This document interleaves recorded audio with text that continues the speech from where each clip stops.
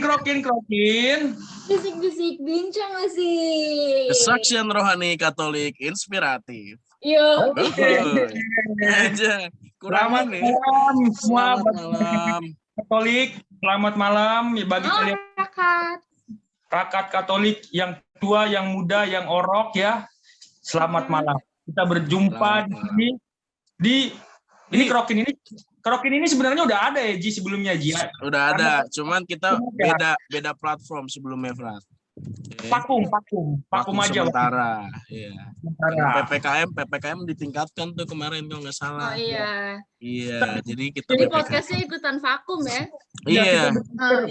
Mau apa namanya? Mau caranya gimana ya bikin podcast lagi ya? Nah, ada momen bulan apa nih? Bulan Kitab Suci Nasional nih.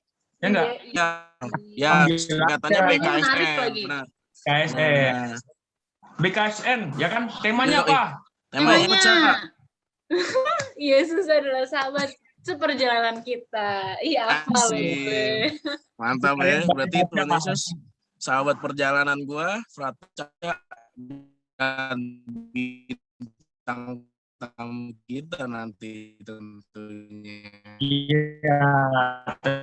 Yang spektakuler, cantik, akan memberikan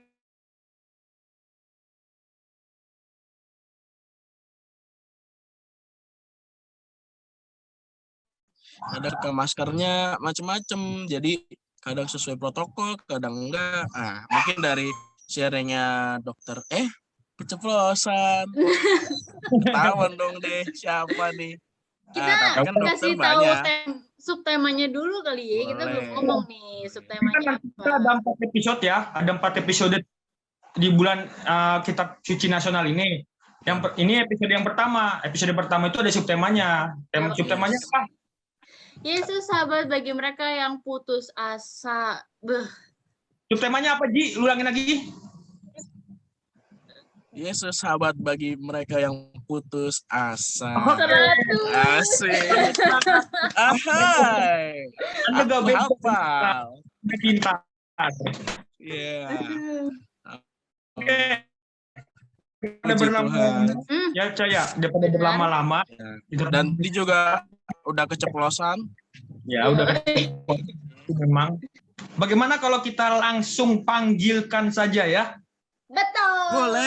Boleh, kita panggilnya saja. Spektakuler. Kita panggilnya. Panggil dong. Dokter Alwina. Oke. Halo dokter. Halo. Dokter Haji, Tapi, aduh, siap. Selamat malam, kakak. Ini malam dokter Alwina sedang apa di sana? Oh, sedang apa? Dengan siapa? Semalam berbuat apa? Loh, kok gitu? Jadi nyanyi ya. Semalam habis jaga sih biasanya. Iya, tapi tadi malam habis jaga. Iya kan, benar kan? Tahu gua mah. Itu jaganya dari hari apa sampai apa, Dok? Dari hari Sabtu jam 8 pagi sampai Minggu jam 8 pagi. Di mana, Kak?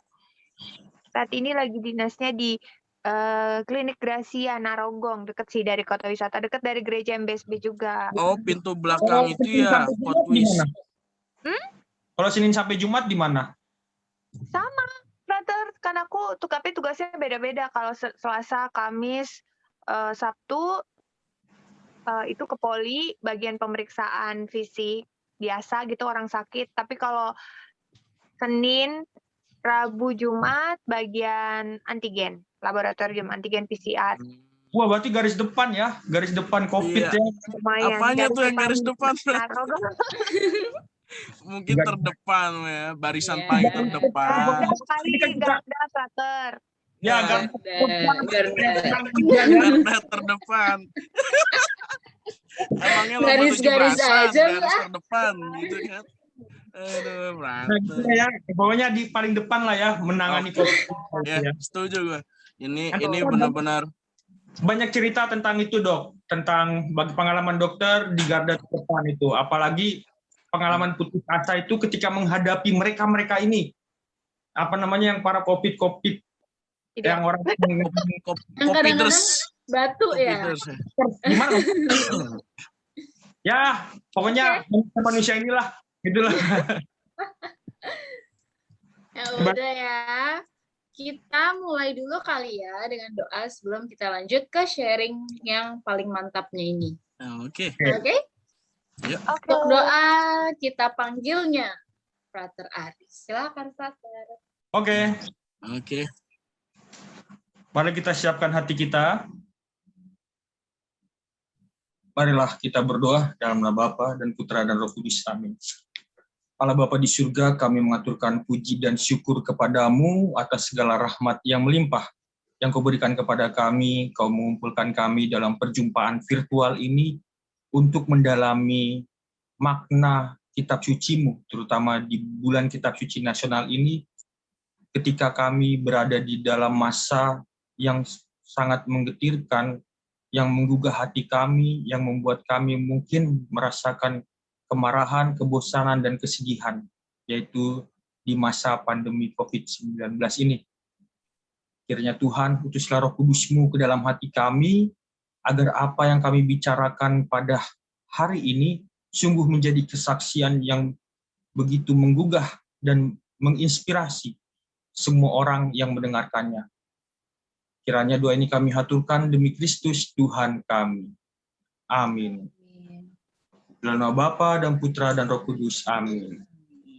Bapa dan Roh Kudus. Amin. Kita langsung, Caca. Yoi, nah habis doa karena ini judulnya bulan kitab suci nasional, kita harus baca kitab Suci. Kalau Oke. mau, tumbuh. Nyanyian ada ya. lagunya ya. Iya, enggak ya? Oke, kita buka dulu. Kitab suci apa Aji yang mau baca kitab suci? Kayaknya Aca aja ya, Aji kayaknya. Ada aja. Terlalu cerah wajah saya malam ini, Frat. Terlalu cerah. Aduh, bilang aja nggak disiapin ya. Oke, yuk. Waduh, jangan dibongkar dong kartunya. Ya, kita buka Matius 14 Yuk. ayat 22 sampai 33.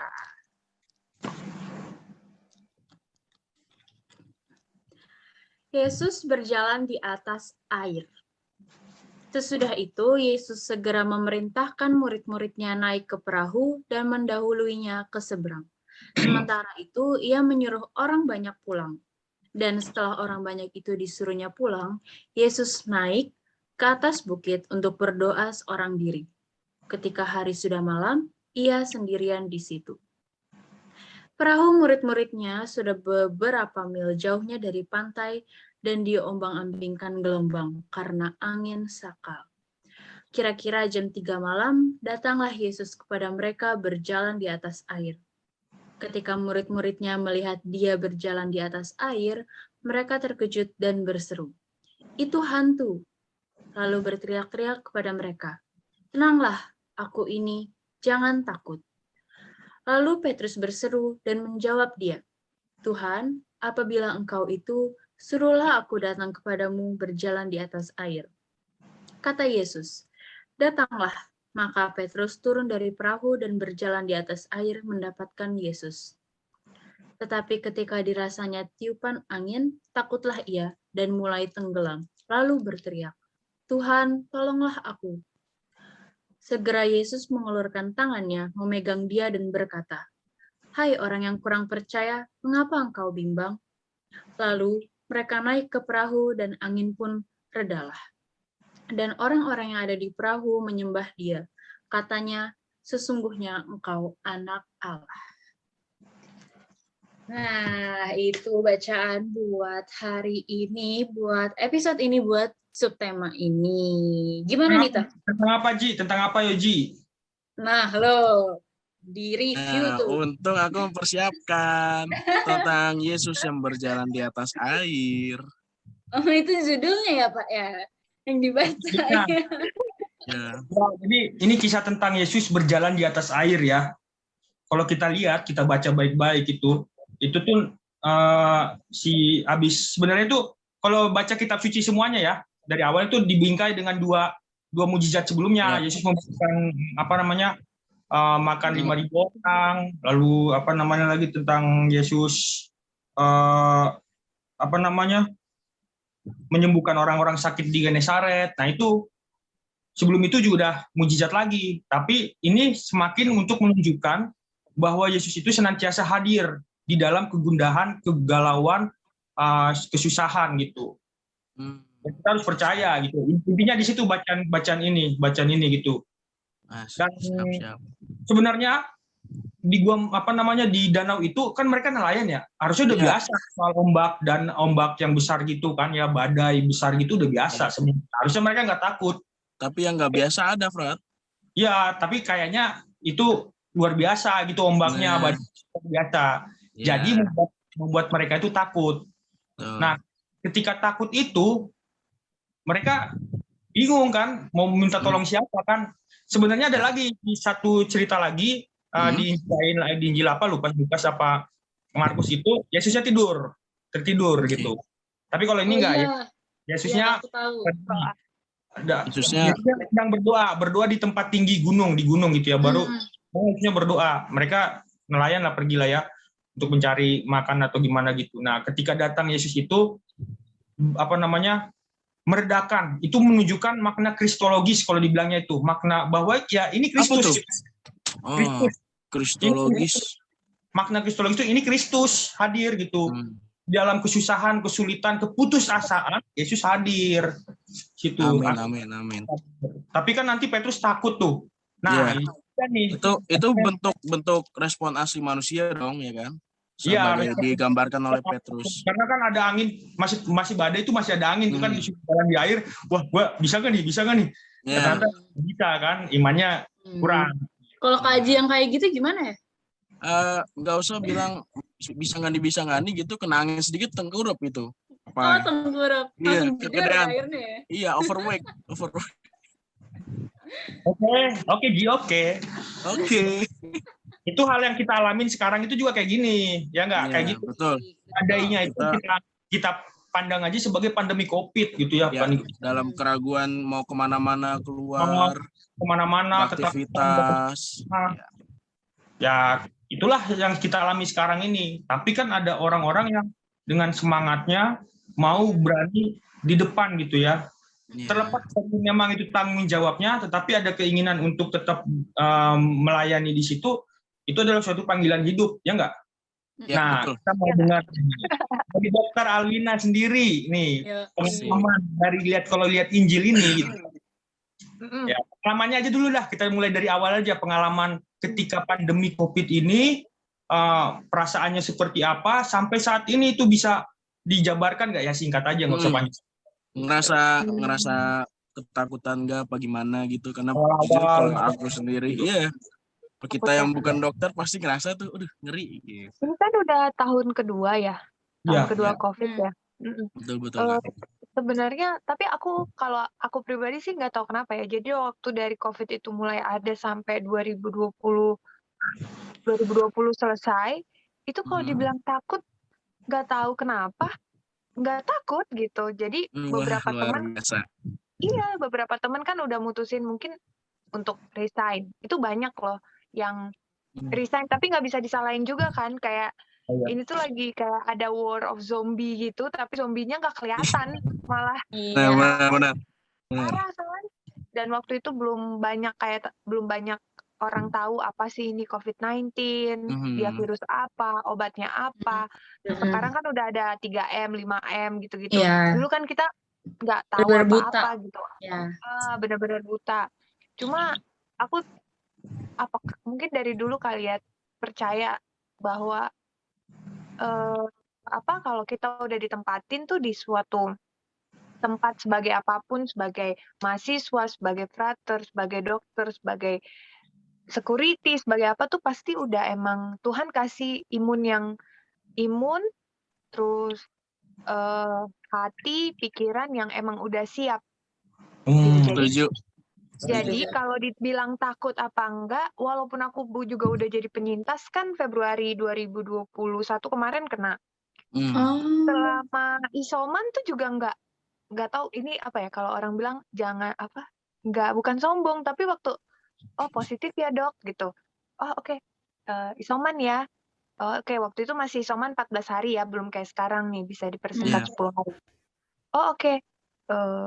Terus berdoa aja mungkin karena dalam setahun pelayanan nggak pernah cuti, mungkin Tuhan kasih ya udah kena COVID supaya Untuk bisa istirahat.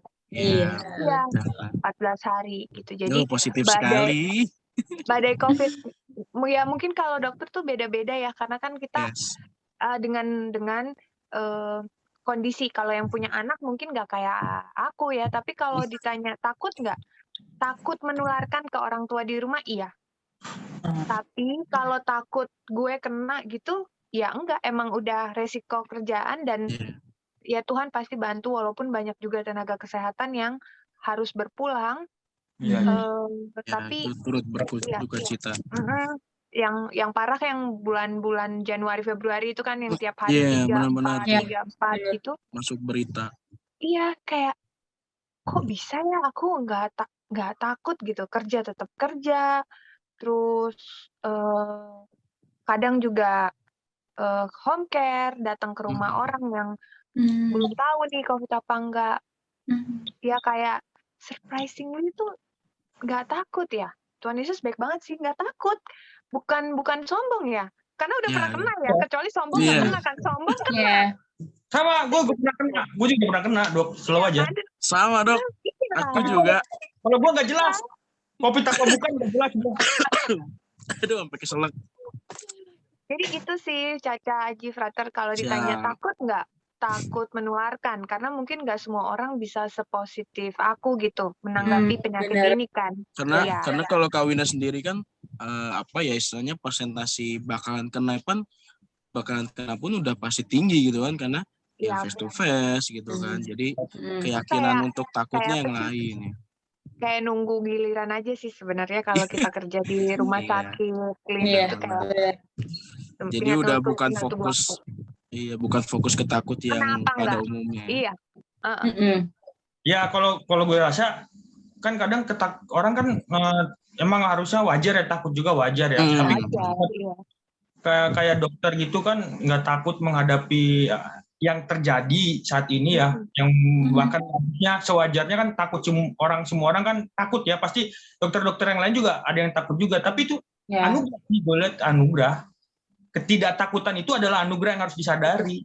Iya, benar-benar. Berkat Tuhan ya, bekal Tuhan untuk melayani di musim-musim kayak gini. Iya. Kayak Tuhan kasih kayak set gitu. Kayak udah nggak usah takut. Memang kadang nggak disadari gitu, tapi ternyata itu adalah anugerah kan, bisa jadi. Iya. Gitu. Blessing in disguise ya benar. Nggak kita sadari. Dan Dok, ini apa namanya soal mengenai, ya ini dia nih, sama pandemi ini kan ngadepin orang-orang nih, gitu ya, ngadepin orang-orang yang aduh, bikin emosi. Kadang batu, kadang susah dibilangin, kadang ada yang efek, macam-macam. Sebenarnya kalau boleh ngomong jujur, ini kayak curahan hati tenaga kesehatan gitu ya. Iya. Silakan Kak. Kayak lebih capek ngadepin orangnya dibanding virusnya. Bisa jadi. Bener gitu. Karena kenapa tuh Kak? Karena gimana ya? Ini virus tuh kan itu satu. Nah, jadi ngelihat misalnya kerumunan, tapi kan kita nggak bisa sama ratakan ya. Ada orang yang harus kerja memang, harus sekolah, harus apa gitu. Tapi 2 tahun ngadepin pandemi itu virusnya sih itu aja ya. Ya varian itu kan biasa ya, namanya juga virus bermutasi. Tapi kok orangnya nggak bebal-bebal gitu, masih bebal. Jadi harusnya orangnya juga berevolusi gitu ya kayak. Bermutasi orang. Evolusinya mundur tapi. Kalau mutasi ngeri orangnya, mendingan berevolusi. Mutasi otaknya gitu loh. Jadi badainya gue itu lebih ke menghadapi orang yang menyepelekan COVID-19. Dan masih ada loh yang nganggep tidak konspirasi. Ada konspirasi, tidak ada buatan, itu masih ada. Lebih capek di situ aku dibanding ngadepin virusnya. Lebih ya ibaratnya kesel itu kan, ibaratnya kesel itu juga termasuk bagian dari rasa putus asa ya. Ya kesel itu juga. Iya. Frater pernah nggak sampai aku ada di titik kayak Yaudah gini, Bapak percaya COVID apa enggak?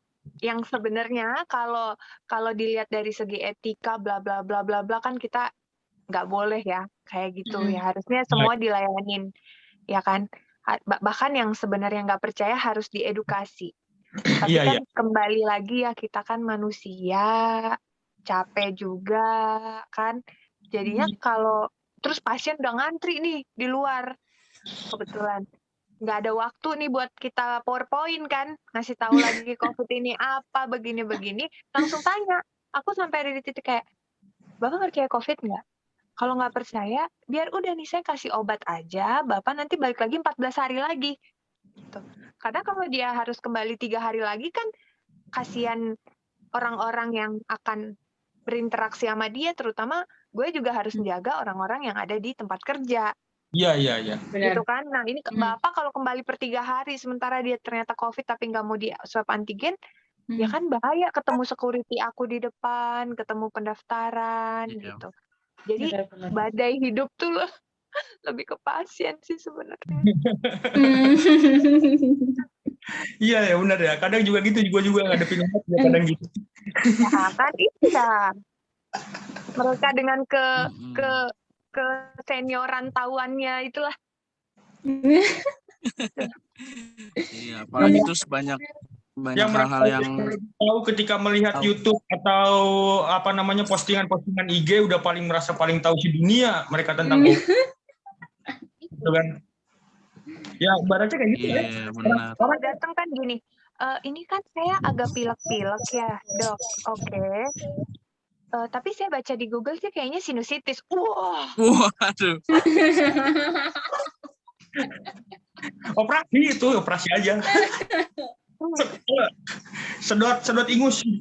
Kalau sinus mah udah nggak bisa itu ya, kayak. Ada gini. Oke, Bu. Memang benar namanya pilek itu bisa karena sinusitis. Tapi kan yang sekarang lagi memang pandemi itu kan COVID-19. Alangkah baiknya diperiksa. Oh enggak, ini habis minum nutrisari dingin aja, dok. Habis itu, kalau nutrisari dingin nggak usah ke situ kalau gitu. Sebenarnya nutrisari dingin itu kandungannya apa ya, Kak?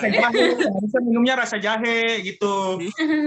Gitu. Jadi kayak buat ngasih tahu orang yang udah denial kan susah. 3 kali tenaga kan dibanding ngobatin COVID. Makanya aku bilang bebanku lebih di menghadapi orang-orang yang masih kontra dengan COVID. Kalau ngobatin virus mah gitu-gitu aja, pengobatan ya itu aja, isolasinya begitu aja, terapinya gitu aja. Nggak berubah. Berarti secara nggak langsung Kak Wina itu merasakan apa yang pernah Bapak Soekarno waktu itu bilang ya? Apa tuh? Apaan Soekarno? Hah? Soekarno dulu pernah bilang begini nih. Soekarno pernah bilang kutipannya gue. Maaf, sejarah gue nggak bagus. Iya, Soekarno bilang gini. Perjuanganku lebih mudah karena mengusir bangsa lain. Perjuanganmu, kita nih ke bawah, akan lebih sulit karena harus berjuang dengan bangsa sendiri. Ya. Iya. Secara langsung kan? Iya. Itu Soekarno panutan gua soalnya, jadi gua hafal bener. Itu sih sebenarnya. Ya, tetap semangat sih Kak. Beban, tetap iya. Semangat.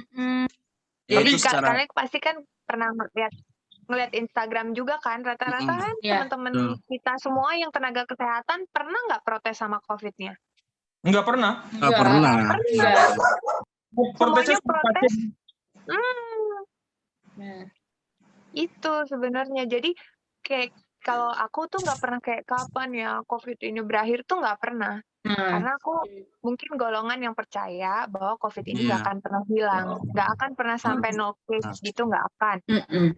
Tapi ya itulah gunanya vaksin kan, supaya kita punya daya tahan tubuh, supaya virus ini akan cuma jadi seperti influenza gitu aja. Tapi kan keluhan terberatnya adalah orang-orang yang belum menerima gitu. Kita udah sadarin, tapi kalau orang yang nggak sadar sendiri. Betul. Awareness harus muncul dari dalam, bukan cuma dari luar doang gitu kan. Iya, ya kalau ngadepin orang-orang kayak gitu ya. Apalagi udah percaya konspirasi kemana-mana kayak di tempat itu bulat atau bundar gitu ya? Kaum bumi datar tuh kayak di tempat gua tuh ada tuh. Tempat gua tuh ada di daerah Kabupaten Bogor, daerah Pamijahan sana, itu ada bapak-bapak pakai peci, terus bapak gua nelfon kan, terus bilangnya gini, ustadznya itu bilang gini, Bang, jangan percaya nanti kalau ada kapal terbang, katanya masuk aja ke rumah katanya. Kenapa emang Pak? Katanya. Kata bapak saya kan, iya Bang, soalnya nanti pasti nyemprotin virus katanya. Wah gila, keren banget gue bilang gitu. Berbanding kebalik ya. Justru gue kalau ada pesawat lewat minta uang gitu biasanya. Coba dulu. Dulu. Aduh, gue nggak ngerasain semua itu, kayak gue terlalu muda ya. Aduh, kamu. Ibaratnya itu ya badai kehidupannya dokter itu justru ketika masa pandemi itu yang ngadepin pasien-pasien ini ya. Iya. Itu badainya.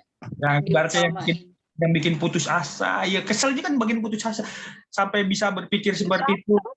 Betul. Iya, benar Frater, sampai kayak yang ya udah deh, balik ya Pak. Oke, ini karena masuk angin ya, kehujanan. Oke, nggak apa-apa. Ini obatnya 14 hari lagi kembali ya, gitu. sampai keselnya bisa kayak gitu ya jadinya ya. Iya. Sampai kita tuh kalau di SOP itu kan ada surat penolakan ya. Iya. Jadi kalau misalnya nanti terjadi sesuatu perburukan dan segala macam, keluarga pasien tuh nggak bisa menuntut kan. Kalau misalnya, nah itu aku pagi-pagi itu dengan optimisnya udah nanda tanganin sekitar 5 apa 6 kertas ya, karena aku tahu pasti hari ini gue akan ketemu nih sama kaum ini gitu. Jadi kalau udah Pak periksa antigen ya, ini karena itu karena ini, kayak aku kayak langsung ya udah ini nanti ditandatangani di luar sambil ambil obat gitu. Itu bagian dari putus asa, bener Frater. Udah sampai muak lah ya ibaratnya gitu ya. Iya. Tapi dokter untuk menanggulangi ya perasaan-perasaan kayak begitu tuh kayak gimana coba? Ada gitu. Nah, apa dinikmatin aja seperti itu kan nggak mungkin kan? Enggak. Ya. Kadang kan ngeluh gitu ya. Kadang ya. aku Kan ngeluh wajar, gitu misalnya. Ya dalam hati atau suka ngomong sendiri gitu, karena kebetulan tempat kerjaku kan ruangannya cuma aku gitu, jadi kayak wah susah banget sih ya kayak gitu-gitu. Tapi tuh ya Tuhan tuh kayaknya nggak lama itu pasti nanti ada satu pasien gitu yang kayak sangat kooperatif.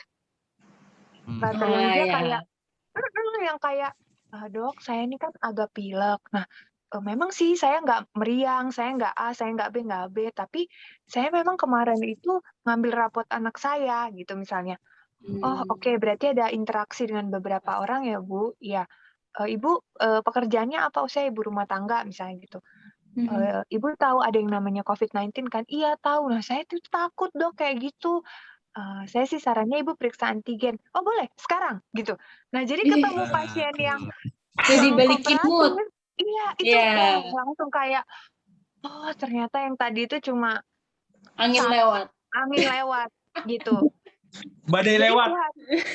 Iya, jadi aku ngerasa tuh kayak Tuhan tuh kayak, ya lu tuh masa ketemu 2 ngeluh, tapi ketemu 10 nggak bersyukur, yang 10 yang peka nggak bersyukur, tapi ketemu 2 tuh kayak susah banget sih, mati sendiri kan, suka kayak gitu ya kita dalam hati, tapi kan nggak boleh dikeluarin kan. Tuhan tuh langsung ngirim gitu. Ada pasien yang ternyata lebih kooperatif, yang mau, bahkan dia juga menanyakan hoaks gitu langsung ke ahlinya. Itu mungkin itu kayak apa ya, menyimbangkan mood itu yang bikin kayak, oh gue itu kerja bukan buat mereka yang nggak percaya, gue kerja buat mereka yang percaya. Iya. Keren banget. Dasar. Kalau mereka sekali vibe positifnya berarti. Kayak Petrus, mereka tuh takut. Awalnya percaya, tapi karena udah kena hembusan hoaks, angin hoaks ibaratnya tuh langsung percaya. Petrus ada, Petrus. Terus yang suka cuci tangan tuh Pontius Pilatus ya. Waduh, masa terpanggil saya. Ada juga. Terakhir. Biasanya anaknya nih kita duga COVID-19. Emaknya nggak terima. Ada. Tapi begitu anaknya sesek, Terus aku tanya gitu kayak, mamahnya mana? Lagi di rumah jagain adik, kan cuci tangan. Langsung dibiarin lepas gitu aja ya. Iya. Gitu aja. Jadi kalau diduga COVID nggak mau, tapi begitu COVID positif, panik kan? Panik tuh satu keluarga biasanya sampai kadang nggak mau ngantri lah, nggak mau apa. Ibu yang nolak untuk di antigen itu lagi jaga adiknya gitu. Jadi maksudnya banyak yang kena dulu baru percaya, banyak yang dia ini sebenarnya apa ya, kayak nggak tahu apa-apa, tapi udah bawa orang ke pemikiran dia, tapi begitu orangnya itu kena, dia nggak mau tanggung jawab gitu. Ya. Ada golongan yang kayak gitu. Dan deket banget sama rumah-rumah kita ini di beberapa perumahan. Jadi gue tuh kan dokter fase 1 ya, BPJS-nya kan klinik aku tuh kebetulan 40.000 kuota pasiennya. Itu jadi perumahan A, B, C, D, G gitu. Gue tuh sampai kayak gini, maaf Bu, tinggal di mana? Udah tahu nih arahnya kemana. Karena kayak ada perumahan atau geng-geng gitu yang ini yang nggak percaya COVID, ini yang percaya COVID, ini yang itu beneran loh, tetangga-tetangga kayak gitu. Sebenarnya ya. Ya benar. Tapi Kak Wina, aku mau tanya deh, apakah gara-gara mereka itu nggak mau di apa tadi yang dites itu namanya antigen atau antigen itu, apakah karena mahal, apakah karena apa ya? Maksudnya setahu aku gitu kan, itu juga disuplai sama pemerintah gitu. Itu yang dimaksud tuh gimana sih? Apakah emang berapa sih harganya sebenarnya gitu? Mungkin biar masyarakat Katolik nih yang dengerin podcast ini juga tahu pada umumnya di puskesmas itu berapa gitu. Oke. Kalau bicara soal antigen, sebenarnya kan nggak cuma antigen ya, di bidang apapun lah ya. Kalau misalnya demand-nya lagi tinggi, biasanya kan harganya juga ikut tinggi. Nah, ya. Gitu kan. Jadi memang dulu di awal-awal antigen itu mulai diberlakukan kan Desember 2020 ya. Saat itu dijadikan syarat perjalanan waktu itu. Iya, benar-benar. Ya, sebelumnya kan masih antibody yang memang ya itulah aku bilang COVID ini tuh kita sebagai manusia itu harus paham bahwa ini bukan penyakit yang bisa diselesaikan dalam waktu 1, 2, 3 tahun. Ya. Jadi kita harus siap akan perubahan-perubahan. Nah, jadi jangan menganggap bahwa lah kemarin gini, kok sekarang gini gitu.